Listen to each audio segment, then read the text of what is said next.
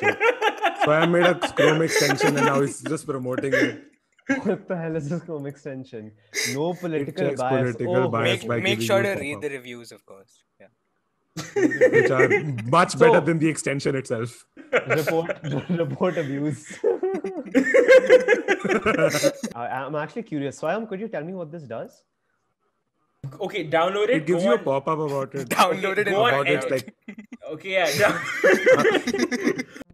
Hi guys, in case you were wondering what this extension I was talking about was, here's a definitely not sponsored ad explaining it.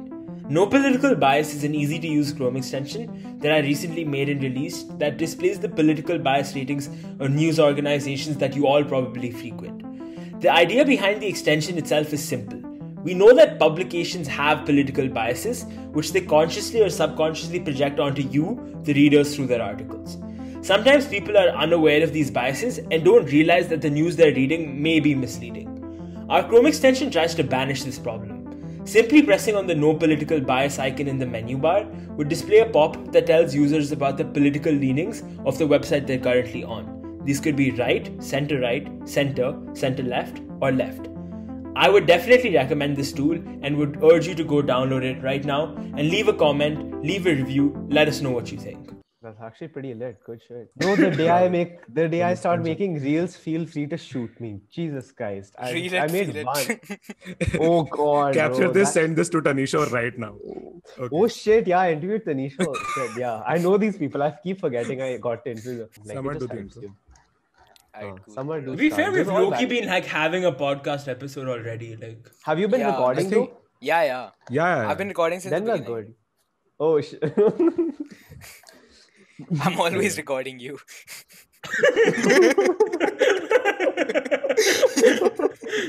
How to make your podcast guest feel comfortable.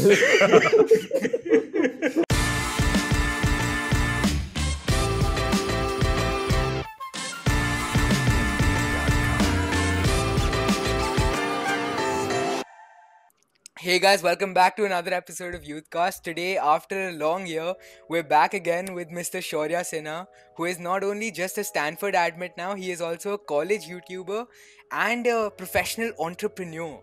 So, yes, Shaurya, we are glad to have you back.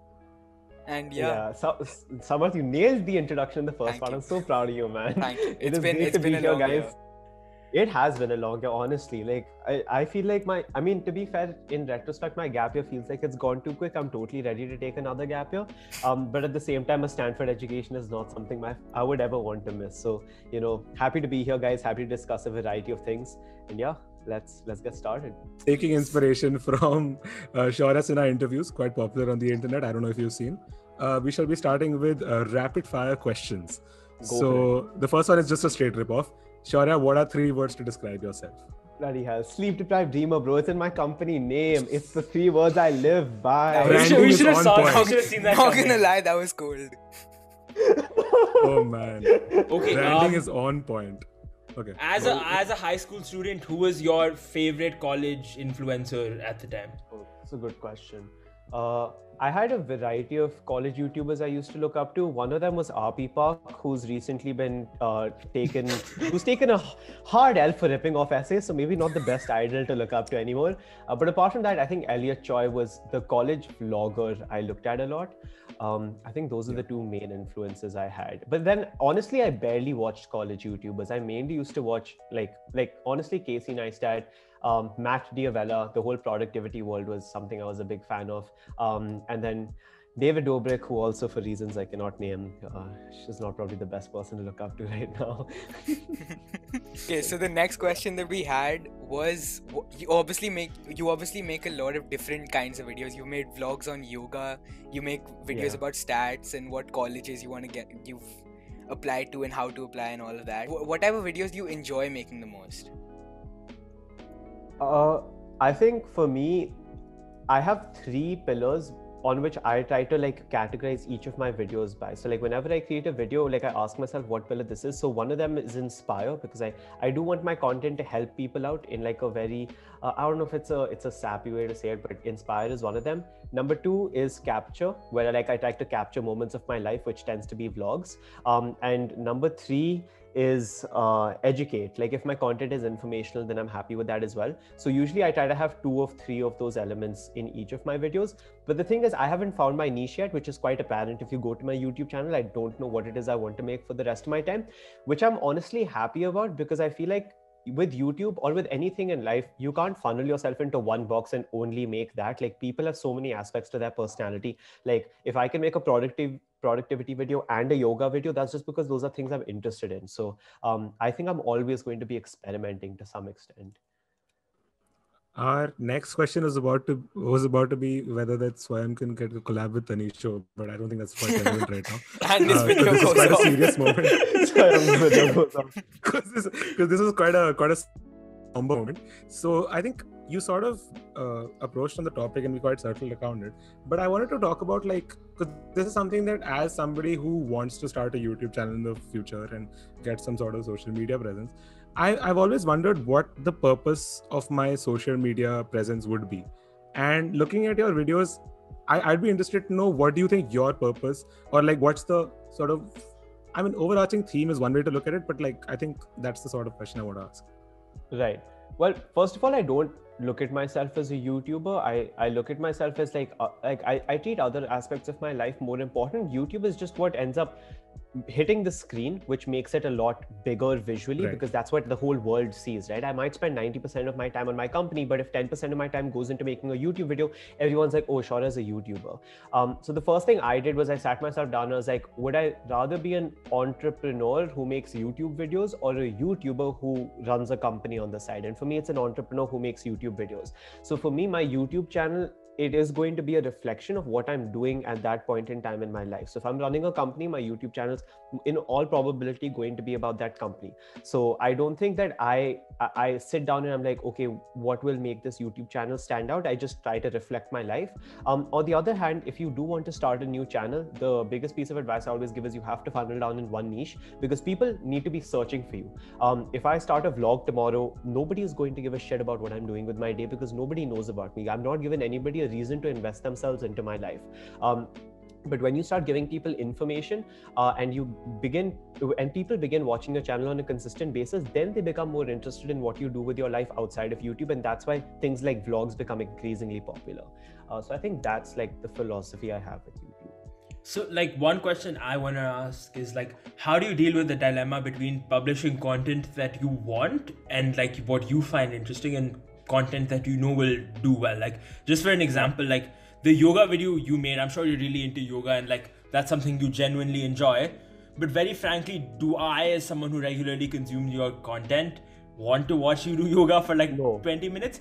Probably not. And I think that's kind of reflected in the views as well, right? But on the example, something about IIT or something, and something like that about colleges in general, I would assume would tend to do better. And that's kind of reflected in your most popular things being college related videos. So how do you deal with that dilemma? Because I'm sure, like you said, you don't want to be put into that box where you're just a college YouTuber and your entire personality is just college.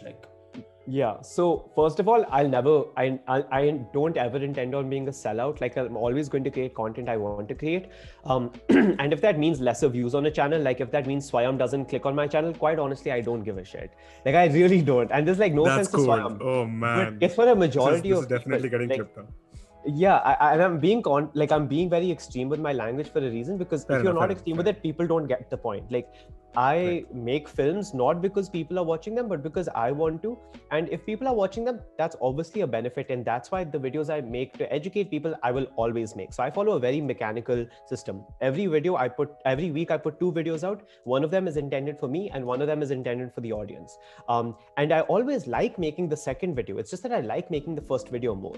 And that's why with YouTube, one kind of content will get people to come to your channel and the other kind of content is why they stay. Now, the yoga video is a hit or a miss because in our generation, yoga is not very popular. That's quite evident. On the other hand, a Valentine's Day vlog is something about my life. It's quite personal. It doesn't have any educational value. That video also did really well. So I don't think the views necessarily dictate how interested people are in your personal life. A lot of it just has to do with the topic and how I would say vogue it is or how popular it is. I mean, you mentioned the people that watch your channel, right? And looking through the comments and having joined your Discord, by the way, I clearly see that there's a I can't put a word on it, but what would you say binds those people together in terms of like, I mean, you could say your channel, but more specifically, how have you amassed a community of people who, I mean, that's sort of my question actually. How do you think you've sort of got these people together, and what do you think attracted them towards you and themselves? Social media is honestly really I think like content creators, if you can manage to land it right, like I launched a whole business because of YouTube, and now that that business is earning me the money that YouTube This can't is actually earn. a Like, really. it is so I started a powerful business when you're because of creative today. YouTube. It's very powerful to have a social media presence, in my opinion. And I think this is really interesting for anybody who's wants to get into social media or entrepreneurship. Let your community identify themselves. If your community is unable to give themselves a name, then they're not going to be able to call themselves a community. There's a reason why people who watch One Direction or call themselves directionals. As cringy as it is, the label of that community is so powerful because anybody across the world can identify another directioner and be like, oh yeah, you're a part of it. 30% gang. Exactly. So with my channel, there's one guy pointed this out to me like really early on. He was like, yo, you should create something called the 30% gang, because you spoke as a joke, you spoke about how only people who reach the very end of your videos are like 30% of your entire viewership. And I was like, oh, that's an interesting idea. So this concept of 30% gang has really become like the underlying community that sort of links all of these people together, where they're like, oh yeah, 30% gang represent, and then tons of people will like that comment. And I think since they can identify themselves and since they can identify one another, there's a stronger feeling of coming together. And on the other note, it depends on the kind of content you're creating. So if you're creating helpful content, and in my case, educational content, it's for essentially the dreamers of this world. People who are, in my opinion, upper middle class, want to study abroad, and are going to YouTube because quite literally their parents aren't willing to give them access to private counselors. So this is the only place that they can go to. And for all of those people, if you are their only resort or one of their only resorts, they're going to value you a lot, and also value the other people who are in the same boat as them, because each of them can relate with one another. Each of them can relate with the fact that they have this dream. It might be against the odds might be against them, but they're willing to do anything to pursue it. And I think that element also comes into play really strongly with my channel, and really makes people feel like, you know, they can understand each other's problems, but they're all going to work towards it, and hopefully reach the college of their dreams. Yeah, but in general, I think like the entire idea of community building is quite powerful. Like when you look at like things like Reddit, their entire basis is like on the fact that they have communities. And like personally, I was a bit skeptical of Reddit, but when I was studying for the SATs and all, I didn't go to any test center or whatever. Whenever I used to have a doubt, I just used to put it on r/SAT. Within like 5 minutes, 10 people would have replied, giving me the answers to any questions that I have. And what surprised me actually was once I was done with the SAT, once I got a score that I was personally proud of, I went back on Reddit and put an ask me anything or whatever, and I tried at least my best to give back to that community. So it's like, even without anything, even though there was really no incentive for me to do it, there was that give and take relationship that I had with the entire community, which I thought was kind of cool. Yeah, that's a super valuable point. Like even in my channel, if someone gets into a college, they comment on my video saying, hey, I got into XYZ college because of you. I got some guy who got into Cornell and he was super thankful to me. And then, you know, he like tons of people were asking him questions in the comments, and, you know, he responded to them. YouTube might not be the best place to have those conversations. Reddit is obviously much better than that. So, you know, maybe someday I explore Reddit. But, you know, Discord is always there. And that's why r/sleep-deprived dreamers, but yeah, like that's why a lot of people, it's on the way. It's on the way. No, as in the Discord is called Sleep Deprived Dreamers. My bad, I'm not plugging my brand. But I think so I'm just impressed by your brand plugging. I'm not shaming it, but anyways, I was saying no, dude. The community thing. It's one of the things that really attracted me to sort of explore this entire YouTube thing as well, because it's all the idea of, this sounds quite like utopian, but like if you weren't there, there's a large chance that certain people would not have connected with other people, and there's a sort of domino effect, so on and so forth. So that idea sort of really, I think it's quite empowering. I think people made like an MUN in my name. It's crazy. Like I got people to participate in hackathons together. People organized an entire MUN. People called it the Sleep Deprived Dreamers MUN. They created an Instagram page. Unfortunately, I had to shut it down because it was like copying the brand and people were getting confused if this is something I was doing. But people were organizing and creating their own events and competitions completely on their own with no moderation whatsoever. And, you know, on like community and like being an influencer, I think I think Tim Ferriss has like this really interesting post, or like someone has it, something called like 1,000 loyal fans. And what it basically means is like in today's world, if you can have 1,000 loyal fans who will do anything for you or like buy any product you sell, you're set for life. Like those group of people, like today it's much more important and much more powerful to have influence over a group of people or a community than, you know, just having a lot of money. Like money cannot buy you. Like people have entered, let's say, the US presidential race with tons of money, haven't done any. Bloomberg tried it, you know, but at the end of the day, influence is what wins you, and your ability to sway people wins you. Money obviously does help, but if you're a small-time creator like me with limited funds, community is really all you've got. Shaurya Agarwal, this one is for you. Thank you, Shaurya. we shouted him out in our previous video as well. Shaurya Agarwal, real stan. I love Shaurya Agarwal as well. You can clip that as well. Shaurya, if you're watching this. He's always watching, don't worry. He along with Samar. But that's just you. That's Sep. Okay. Leave that to the side. You obviously, we've mentioned it a lot, sleep deprived gamers. It's something you've been working on this year, and I have a couple of questions. One, go for it. Okay, I can't. So it's sorry. Huh? Continue. Nothing. Just for the people who don't know, because some people might actually not, could you just quickly describe what the entire concept of sleep deprived dreamers is? Yeah. So initially, Sleep Deprived Dreamers was one program. It worked under the premise that, you know, everybody should have access on how to write a college application essay, because I noticed that a lot of people with phenomenal extracurriculars struggled when it came to articulating the work they did behind their extracurriculars and putting it together in one essay. And when a lot of students get into Harvard, Yale, Princeton, Stanford, MIT, they edit essays, which is like for 1 hour, they will charge maybe $40, $50. And I think that's really an efficient use of their time. And I think that it's very unscalable, because with one offline course, if you create, you know, your own learning modules and you sell it, people across the world can be learning from you about essay editing without you necessarily having to be live there. So I thought it was a really interesting form of passively still impacting people across the world. So that's why I initially created it. And today, Sleep Deprived Dreamers is shaping up to be, in my opinion, a masterclass or a Skillshare for high school students.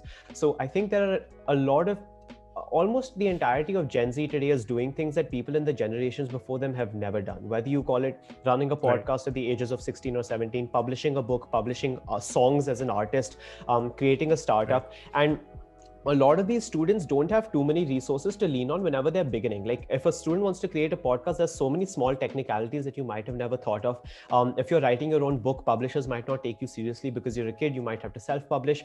So the goal with Sleep Deprived Dreamers now is to handpick some of the most talented college students across the world who have done these things, who have achieved, in my opinion, a sense of mastery in these things, and get them to create courses to teach high school students on how to do them. So I have got, you know, Avanti Nagral, for example, who's going to be making a course on how you can publish music as an artist. I've got a girl from Bangalore, her name's Nikhya Shamsher. You know, she won the Pradhan Mantri Bal Shakti Puraskar. She's making an entire program on how to write a research paper, because nobody teaches you how to write a research paper. It's abysmal the amount of information that is out there on how to, you know, make sure it's ethical, make sure you're doing your citations, finding a research professor, cold mailing. So the goal is to really democratize the entire process and make a one-stop shop for any skill and any dream that any high school student in the world has, and make sure that they're learning from the best people in those fields. So yeah, that was a small introduction. If you haven't been sold on sleep deprived dreamers yet, I don't know what will, because that was quite compelling. Any investors watching, please DM Shaurya Sinha. I think my first question was, when somebody looks at because this is a business of sorts, how does one go from, because I'm sure when you started off, you initially just thought of the entire like college application essay thing, because that's something that you've the thought that the pitch I just gave is like 2 days old. I thought of this 2 days ago and I started working on it. Right. So I think the first question that comes to my mind is that how do you go from, like, how does one identify? Was it something that you consciously thought of? Was it something that it just like spontaneously occurred to you that, oh, I could make a course of this? Or did you see some demand? Or like, what's the sort of thought process that went from, oh, this is an observation I make, and goes from, okay, I'm going to make a business idea out of it? Yeah, so whenever you're having a product, I think the most important thing is to have any form of an MVP and have any form of proof of concept. It's a low risk investment of your time and your effort and maybe some of your money to see if something is going to sell. So for me, making one program was really a testament of, okay, if someone makes a course on the college application process, would it sell? Would there be a demand for it? Because the first thing people say is, oh, that's free information online. But then why do people pay private counselors? There's a reason for that, right? Yeah, which means people are willing to pay for it. And then also when I looked at when you look at industries and you look at what industries are sensitive to money and which industries people will do anything to get their kid into college, education is the one thing where any parent will do anything to get their kid in. If price inelasticity of demand. Exactly. Thank you, sir. That is the least cool thing anyone could have ever done. Oh, man. That's going to be in the highlights reel as well. Anyway. But yeah, so I think the one thing I was looking at was that for the education of their kid, if you look at India, kids will do anything to get their kid into JEE. Parents will do anything to get their kid into JEE prep. So for me, I was sitting on my YouTube channel. I was like, okay, this is doing well. Is there any way I can monetize this? And for some reason, there's this big trend in our generation that if you charge any money for anything, you become this capitalistic savage who's not allowed to make money. True. And you become a part of the problem. It is okay to earn money. Like, I don't know why people have such a problem. I had the biggest ethical dilemma in charging money for a course I had poured 3 months of my gap year into. And I was self-questioning. I was doubting myself. And I was like, why is this worth anything? Why can't this be free? There's this whole trend that, if you have any resource, make sure it's accessible by everyone. Fun fact, people tend to value things a lot more if it has a price tag attached to it. And this is that's for sure. Specifically Indian mindset as well. So I think if you put effort into something, there's nothing wrong with charging money into it. I had a lot of information on the essay writing process, but the fact of the matter is that it's such a niche topic that if I put it out on YouTube, it's going to get 2,000 views, maybe 3,000 views, and that's about it. Like, I can't pick 18 YouTube videos on the essay writing process and expect them to blow up. And I realized that if I can charge for it and if I, bundle it up in one course, then I wanted to see whether people would actually buy it and buy into the whole concept. And people did. So I realized that, okay, there is scope to put more time into this and really see what this can become. Yeah. One thing is for sure, like even on the JEE thing, because I've also been looking at creators online, some teachers which I look to in terms of learning something or doing some tests or whatever. Even the teachers themselves, because the YouTube channels are those of other platforms, unnamed platforms, which do learning and JEE stuff. And even though all of those videos are on there, people still sign up to the platform under the concept of even YouTube is not the perfect learning platform itself, because we're talking about education here, because the entire point of YouTube is to make you stay there, and often things that you learn are not easy, they're probably difficult, and YouTube will just give you a funny video or a Valentine vlog to distract you from actually learning about the SAT or whatever. No shots fired. Anyways. I enjoyed it. Yeah, I think that makes sense. And I think that, like, this is something I discuss with my father all the time, but if there's anything that's posed for disruption, it's education in terms of, all the fields I think that can really have a ripple effect, because the way we're learning today is honestly pathetic. Like, you would expect at Stanford, they would have a better virtual education with some of the leading professors in the world, leading minds of the world. No, it's probably the exact same way that you're learning here in Aravali. And not to say Aravali is a bad school, but you'd expect someone to be a little more innovative.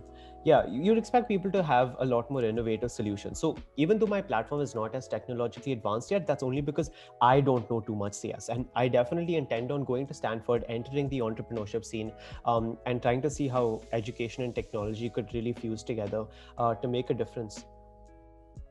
I think one thing as well is the fact that the skills that you're capturing are very unsaturated, so to speak. Like these are things that actually people are looking for. And like, I think the previous wave to this was stuff like coding, where there was an entire wave of coding, I think about 5 to 10 years ago. And now that place is saturated as well, as that there's multiple courses on it.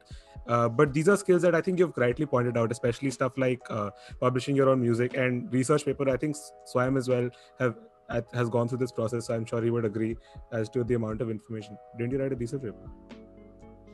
Oh, sorry. No. I made my own Chrome extension though, so you can check that out. Link in bio. Swayam plugs more shamelessly than I do with my company. I just like to point out. Oh man. No man. He Yeah, doesn't no, even but- decide if it's link in bio though, so I just won't put it. Just PC Swayam, bro. Where's link, bro? Yeah, actually, message Swayam if you want the link. These guys, I need this. Pinned comment. Swayam's like, Okay. run it up, guys, run it up. yeah, just We're gonna clip the. No, That we had a fun little game planned, Go but for I don't it. know if this is the right segue. Arey, So do go you want to for it. start off? It's the association game because it's So, not too like- different from rapid fire, but we give it a The different entire name. idea is we say a word within a second, think of something that reminds you of the word or the first Haan, thing that comes zindagi to na your milegi mind. Okay? dobara. Got it. Okay. First one, Cornell. Waitlist. I didn't apply to Cornell. I just said waitlist. I don't know why. Oh, I thought you said something more controversial. Oh, he said waitlist. I heard something else. Never mind. USC. University of Spoiled Children. Instagram Reels. Messenger, not the message. That's what I would say. What are these intellectual answers? Give us content, Shaurya Sinha. Okay, fine. Bust down, bro. Bust down. This is where we've played buzz down music. Okay. Frats. IIT. IIT. Oh shit. Okay. Rat race. Okay. Favorite guest. Frats. Favorite guest? Frats. Shaurya Frats. Sinha. Frat boy.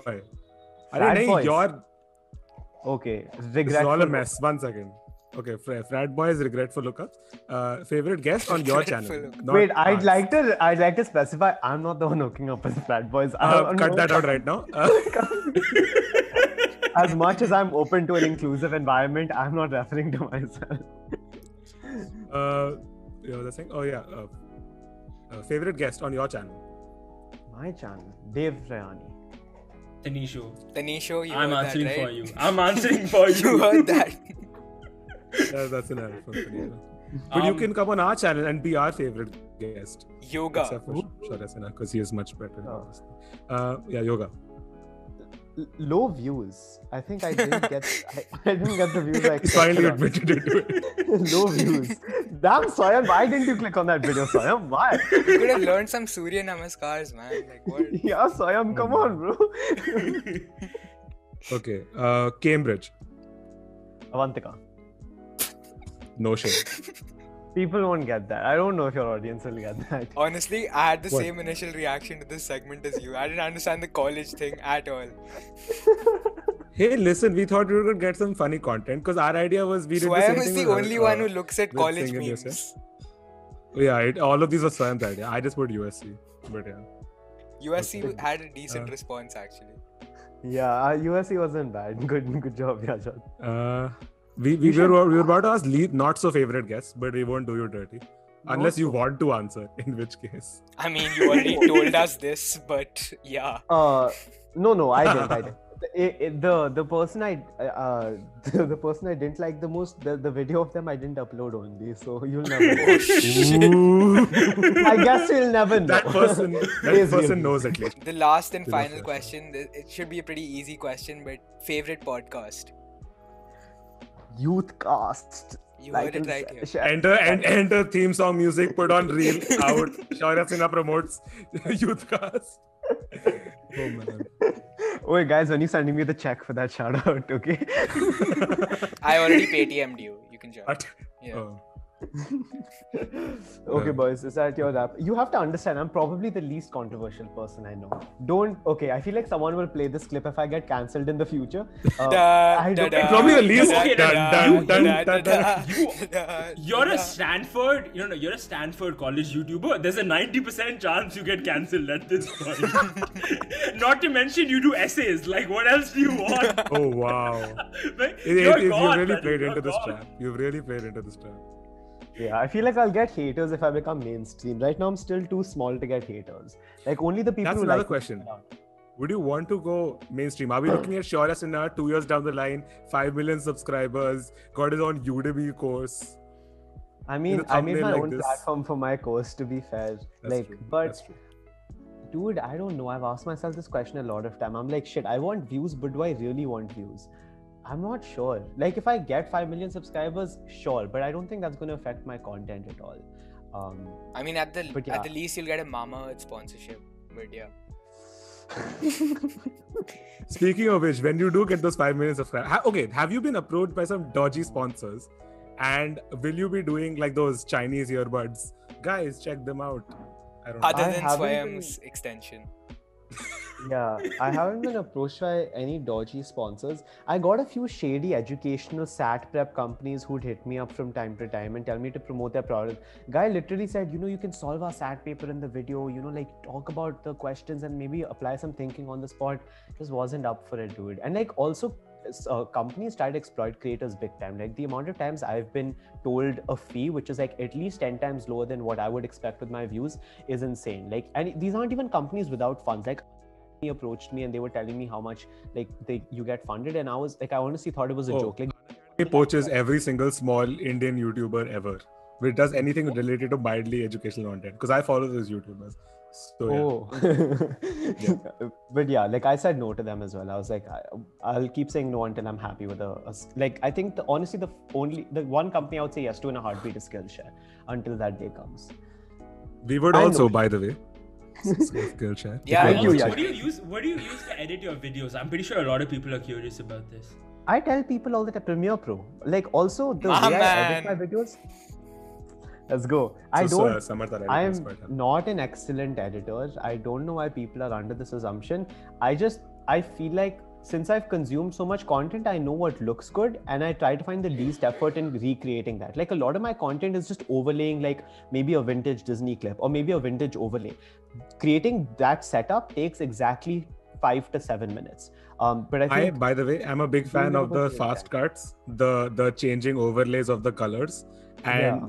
I mean, and the music. The music creates a good vibe. Very big fan. I feel like whether you're a brand or a YouTuber, it's very important to have a few things that are unique to your identity, so that if someone sees it, they're like, oh, it's this creator. Like to this day, the Casey Neistat vlog music is synonymous with Casey Neistat. Now every other single person, everyone's ripped it off. Everyone's ripped it off. Like everyone has. It's quite sad, but initially it was Casey Neistat's brand. So I feel like in that sense, these are a few things. Like the font I use, Barracuda Pro. I feel like that's something that's unique to my channel. And if someone decides to use Barracuda Pro for this video, I'll personally find them and get them. It's being used in the thumbnail already. I'm making it right now. Our trademark is just using the same exact thumbnail for every single video, irrespective of its content. I was actually planning to change it for this one because we took one last time, but now I'm just going to do the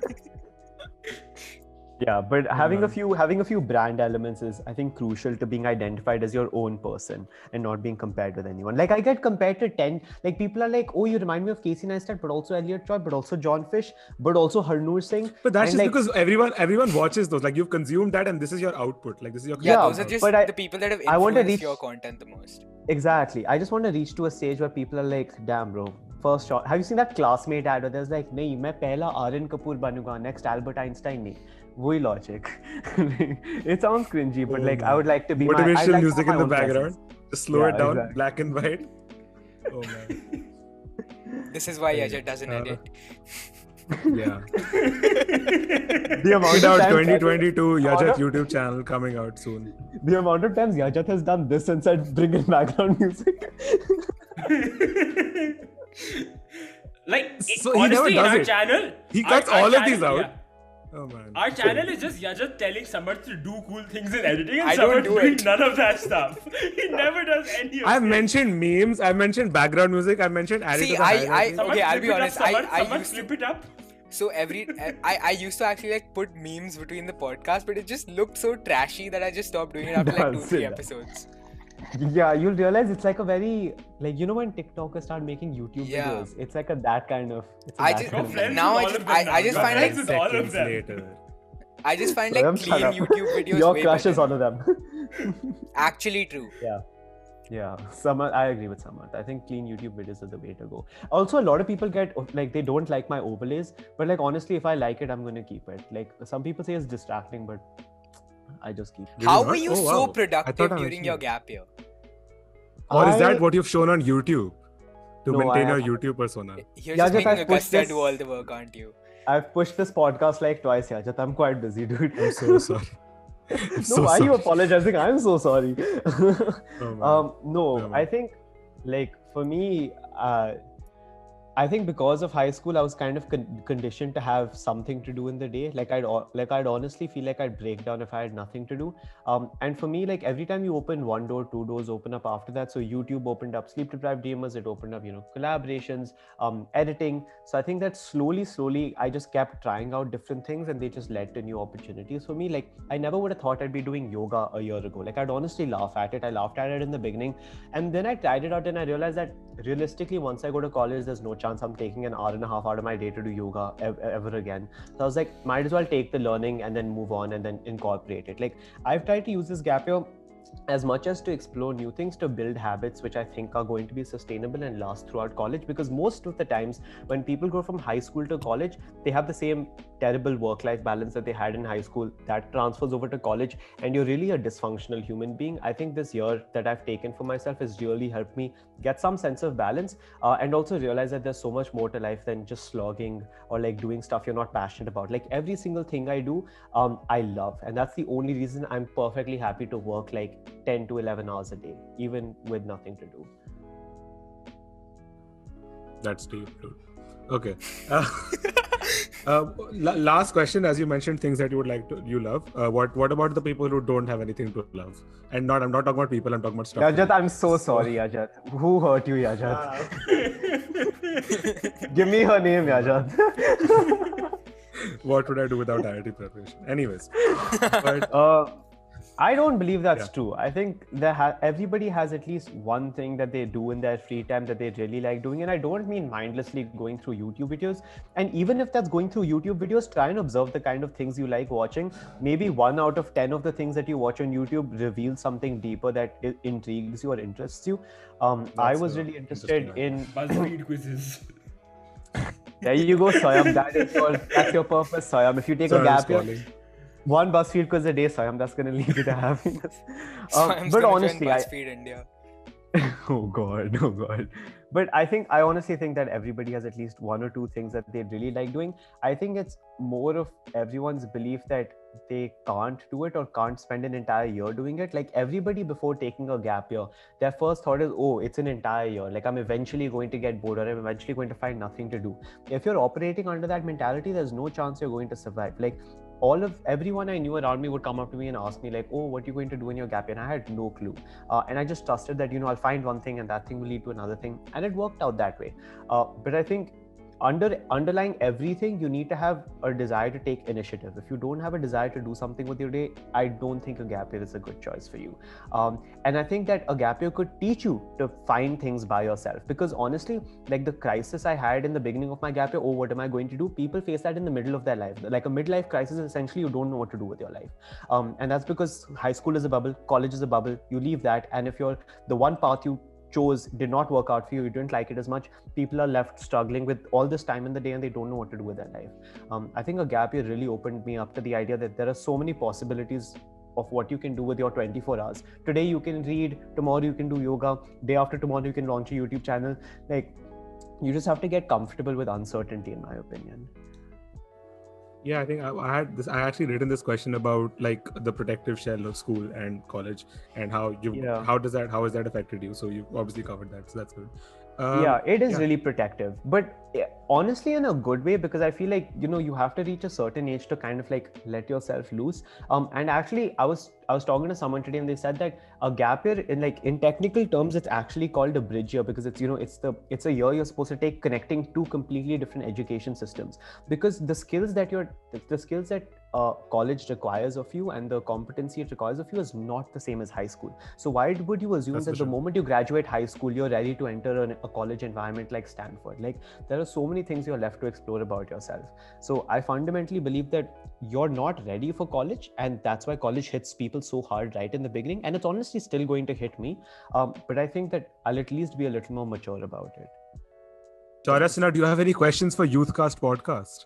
No, I actually do. How has school changed? Sure. Like in the last year, how have you guys been in school? As a head boy, I'm asking, because I've always been like very this thing about how like students are.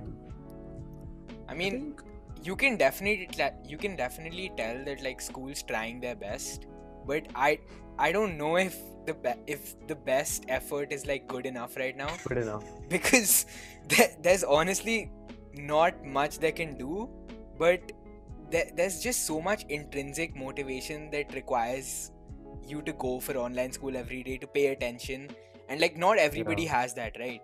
There are certain people that do, but 100%. not everybody has that, and I just feel like that doesn't work out. So when offline school did I open think, up for the the- 1 week, it was kind of cool, but now it's gone again. Yeah. In general though, I feel like whatever the school does, they're gonna get criticized for it. Like if they decide to open I don't school, think it's- some press moms are gonna be like, you're endangering the lives of our children. If you choose to continue school in an online model, moms are gonna say my child can't focus in online class. Like no matter what you do, I think the school is in a very box where they're gonna get criticized. I think it's just right now it's like an option of choosing between the lesser evils and hoping that turns out fine. I think it's mostly the fact that like I don't think it has anything to do with school, rather that basically like the conversations you had between classes, like imagine just hopping from one class to another without having a conversation in the class, that is just replaced by a WhatsApp chat of your close friends. Like I think that's in a bubble what school has turned into. So I think that's not, I don't know how school could fix that personally, but I think that's just a case of most education, because it's those conversations and those relations that you build, which are maybe not your close friends, but like your acquaintances, so to speak, that really form your school experience, which I don't know how the school can replicate. I think that's the only thing that's missing, which is a major chunk, of course.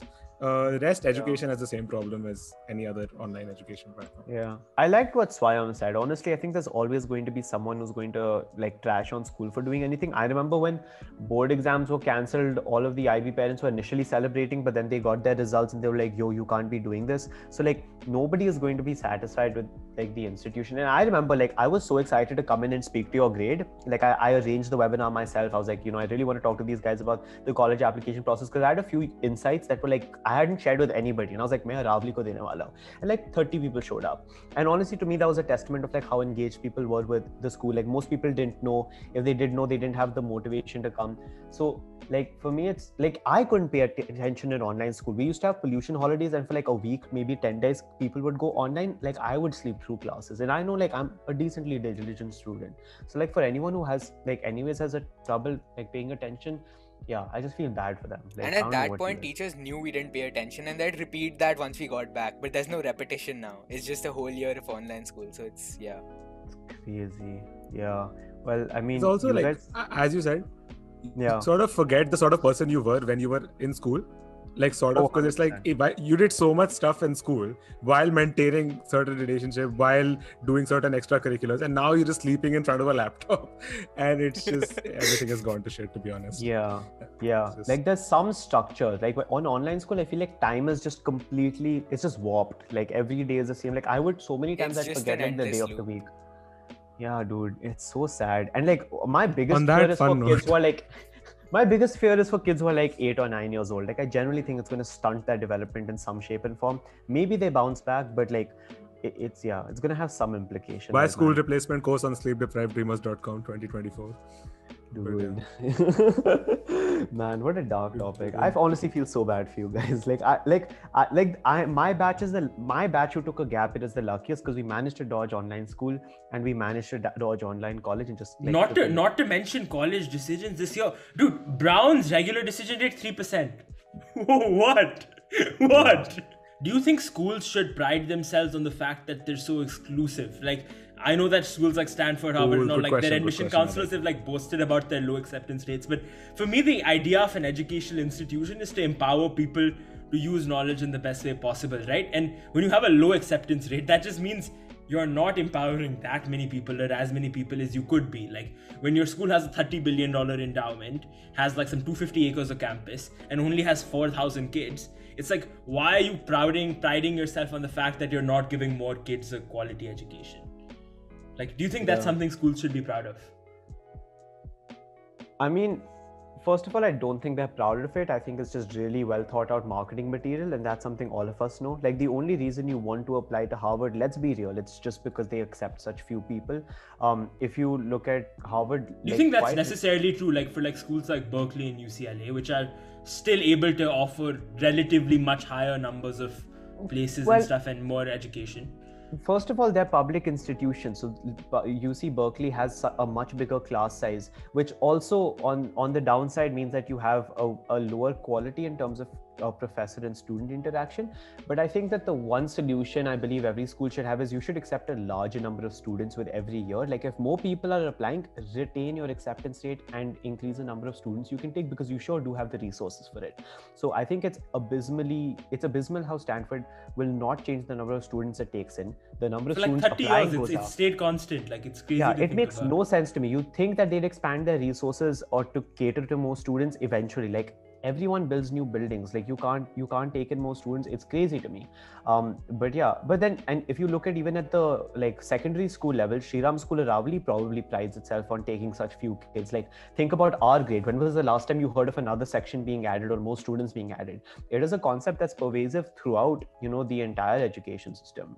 And I think that it's something that, while I don't see it going anywhere, I think the one thing that can be done is just adding more students. I think more people should be receiving the resources, because it's not going to change the acceptance rate quite realistically. There's always going to be more people who would want to apply to the school, especially with test optional this year. So many more people apply to these universities. So you think that it would make a difference to class size, but unfortunately not. One thing is for sure, everyone, like, in terms of like basically what they're selling is at this point is FOMO, right? In terms of branding, that's the number one thing that sells. Where if everyone thinks, oh, I have sleep deprived dreamers, I'm so cool, everybody's like, oh, you have sleep deprived dreamers, like that's the entire way people buy things. No, I mean, like, the entire point is that, like, that's how people buy iPhones. That's how general marketing works as well. So if I don't think the utopia, I don't think is everyone going to the same college and that college being epic. But I do agree, because I feel like that's just against human psychology. But I do agree with the point of increasing the number of classes, especially and starting. I don't know, dude. I don't know where I went with that, to be honest. There's one thing that, like, I wish schools would focus on strengths much more than weaknesses. I think that, like, schools should have some form of a strengths explorer mechanism where, like, if they identify that a kid is uniquely equipped for computer science or uniquely equipped for data analytics or uniquely equipped for the humanities or history for that matter, they should make sure that kid becomes one of the best in the field for that, instead of being like, तुम्हारे हिंदी में 60% आए, इसे ऊपर लाओ. Like, I feel like parents have that mentality, schools have that mentality, and in the real world, nobody cares about your weaknesses. People only care about what you're good at, and if you can manage to manage your weaknesses, you're fine. But nobody cares about that, and it's quite sad. And that's reflected in the college application process as well, right? They're not looking for like this very person who's average at everything, but rather somebody who has a special interest and went ahead and did something out of the box in a specific field. So I feel like that the word definitely rewards that, is what I'm trying to say. But yeah, for sure. So that pretty much wraps up this episode. Yeah. Thanks for coming on, Shaurya. That was honestly pretty insightful, and like there were times where I was just like awestruck or whatever. But yeah, in general, thanks for coming on, man. Always happy to do so. Time. This is my favorite podcast, guys. Like, share, subscribe. By the way, guys, if you haven't listened to our previous podcast we did with Shaurya, where he spoke about getting into Stanford, you can do that now. Although I doubt you've reached by this point in the video. But hopefully, honestly, watch that first and then just notice the difference between then and now. That's what I'm curious about. Do you guys notice any differences between speaking to me a year ago and speaking to me now? Can you not tell? Like, I feel like we're much better at this point. Yeah, no, he's talking about himself, dude. No. I was initially gonna say you, and then I was gonna ask on the flip side, but you guys have dude, Samad speaks so much more and he's so much more articulate. Like, last time Samad didn't speak much. Yeah, I was an idiot last time. Yeah, like, I feel like, yeah, dude, you've really grown and you've taken a solid job. I just do this a lot now. I haven't really changed. Yajat still talks a lot. Yeah. He just rambles. I feel like I'm the balance between these two. Like, I'm in the middle. So you'd be like I watch Impulsive a lot. That's George like my Janko. guilty pleasure. Yeah, I was gonna say, but he's not really a George Janko, and like Samad's not really a Mike, and Yajat's not a Logan. I am definitely not a Logan Paul. Oh man, that's the worst metaphor ever. Okay. Yajat Paulers. Yajat Paulers. That's so Shoya, bad. when is our That's gonna be my interview with YouTube Tanisho? channel. Shoya, when is our interview with Tanisho? This when are you guy, setting man. that up for? Uh, when is it? when is your interview with Tanisho? Dude, yeah, Swayam sometimes talks as if he's got all of his friends on speaker and he just wants me to say it out loud so he can like get validation or something. Yeah, he's looking to the side also. Like, Yeah, guys. Swayam, Yeah, guys. What do you? Tanisha. Shall I Yeah, just no, no, repeat? please What was do. your favorite podcast again? Okay, no, but when is it? When is it? When is it? I'm Bro, curious she's now. too booked out, bro. She's too like I had to ask her like 50 times. She did an ad with Tinder. Dude. That was crazy. She's Yeah, really going mainstream. Tanisha's big time. I like that's the thing. So like I don't think I'd ever be someone like that who'd have an ad with Tinder. I just don't see it happening. You'll get that. I mean, with the frat Don't boy worry, comment, don't worry, you don't never worry. know. Yeah. Delta Kappa. Oh, Noon, how you Shaurya. changed? I think just by the like forget personality, otherwise because we don't know you a lot. It's just the stuff that you speak about is obviously like it's an influx of new experiences, right? So it's like in terms of just that, it's like you basically spoke about nothing you spoke about last time. So that itself is a big change in terms of who you are. But other than that, I mean, same actually. Yeah, pretty much. Yeah, I Yeah, was quite curious. I other think- than like the huge my- ego now, it's pretty much the same. Yeah. Oh yeah. Thanks so The- much. the entire- And the bad hair. The bad hair must be talked Oh, about. Oh, that's an L, bro. Yo, That's an guys, L. you know what I said about my favorite podcast, guys? Like Impulsive. Go watch Impulsive. Yeah. Thank you so much Yajat for watching, Paul. guys. Like, share, and subscribe. Dude, I surprisingly like Impulsive. Like, I think it's a good podcast. I'd actually recommend it to It's people. one of my who- guilty pleasures. Dude, I used to. My call guilty it pleasure are UK YouTuber podcasts. But yeah, YouTuber podcasts, some of them bang. YouTuber podcast. Yeah, so this is that only. Yeah, that's Yeah, what What do you it talk is. about? No, I'm saying like UK YouTuber podcasts I was talking about. So I watched those a Give lot. So I'm saying in general, He's like, talking about like the people that he became big like- of, like FIFA and stuff, like the Sidemen and all. yeah, like those people do a podcast. So. Oh, Like the True shit. Geordie podcast, the fellas, No way. Wafflin. I wouldn't have I watched a expected lot that. of these podcasts. But yeah. Damn. I watched one podcast bit where I think Toby was talking about why he doesn't drink alcohol. And I was quite like, Oh, that's on the Happy Hour podcast probably. yeah, exactly. He it was an already Happy Hour knows. podcast. You already know. This is the only content I properly consume. It's just like doing maths and listening to Happy Hour. Anyways.